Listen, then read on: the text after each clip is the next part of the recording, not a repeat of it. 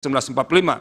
Selain itu, kewenangan Mahkamah Konstitusi juga diatur dalam Undang-Undang Pemilu sebagaimana disebutkan di atas dan juga berdasarkan pasal 10 ayat 1 huruf D Undang-Undang Nomor 24 Tahun 2003 tentang Mahkamah Konstitusi sebagaimana telah diubah terakhir dengan Undang-Undang Nomor 7 Tahun 2020 tentang perubahan ketiga atas Undang-Undang Nomor 24 Tahun 2003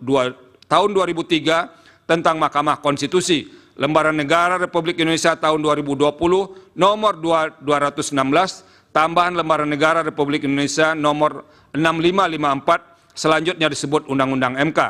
Dan pasal 29 ayat 1 huruf D Undang-Undang nomor 48 tahun 2009 tentang kekuasaan kehakiman, lembaran negara dan seterusnya dianggap dibacakan.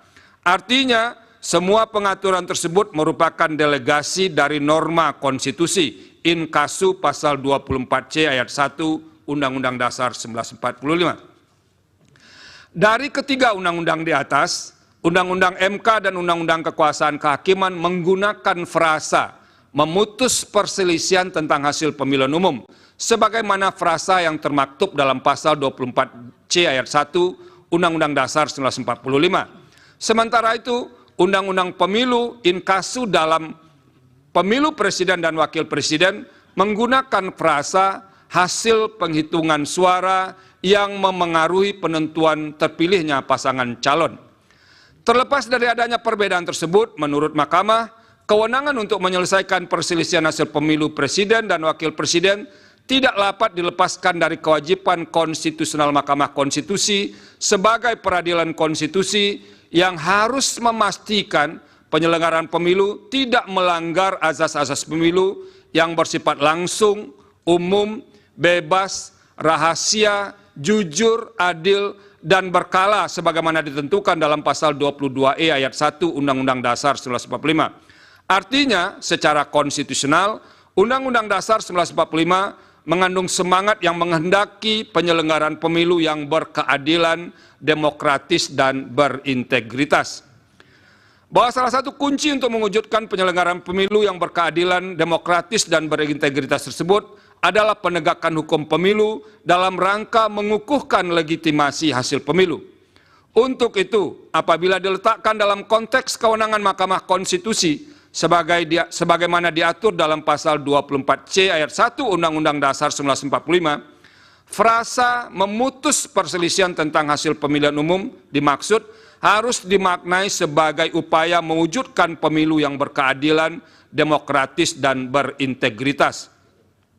Artinya, sekalipun Undang-Undang Pemilu telah mendesain begitu rupa penyelesaian masalah pemilu pada masing-masing kategori dan diserahkan kepada lembaga-lembaga yang berbeda, bukan berarti Mahkamah tidak berwenang untuk menilai masalah hukum pemilu yang terkait dengan tahapan pemilu berkenaan dengan penetapan suara sah hasil pemilu.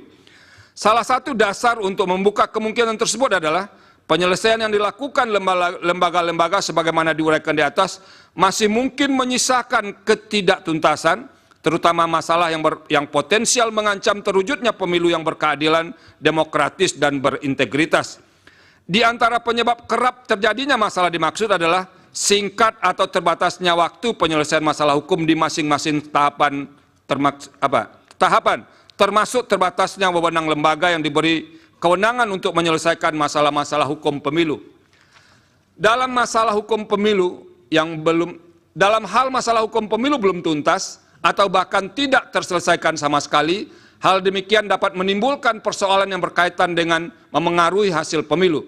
Padahal idealnya dalam batas penalaran yang wajar, setelah seluruh rangkaian pemilu usai, siapapun yang menjadi pemenang pemilu akan melaksanakan kepemimpinan dengan legitimasi kuat.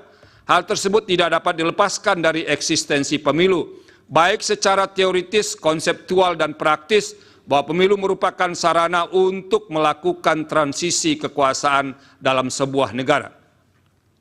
Oleh karena itu, manakala terdapat indikasi bahwa pemenuhan azas dan prinsip-prinsip pemilu tidak terjadi pada tahapan pemilu sebelum penetapan hasil, apapun alasannya, hal tersebut